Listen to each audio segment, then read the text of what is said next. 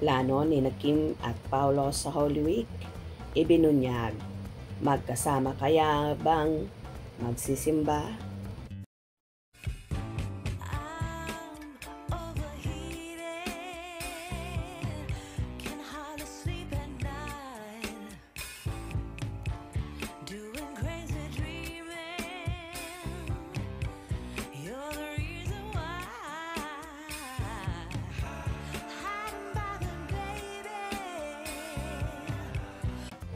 Ibinahagi ni Paolo Avellino at Kim Chiu ang kanilang plano ngayong Semana Santa o Holy Week sa panayam ng ABS-CBN sa Kinpao. Sinabi ni Kimi na pinalaki raw siya talaga sa katolikong pamamaraan na nagsisimba sila every Sunday.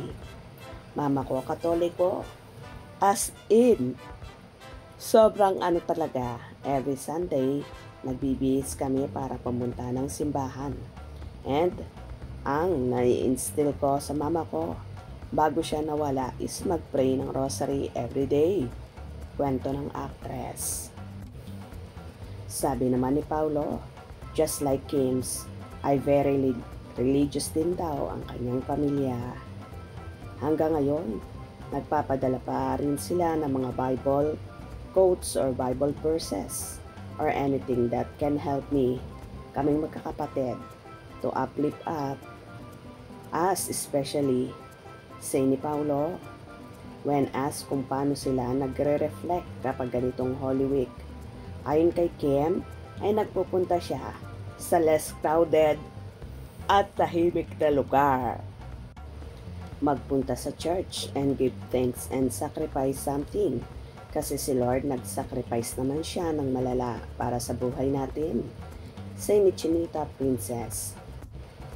Ayon naman kay Paolo, kapag Holy Week ay hindi raw siya nakikisabay sa mga taong nagbabakasyon sa iba't ibang lugar.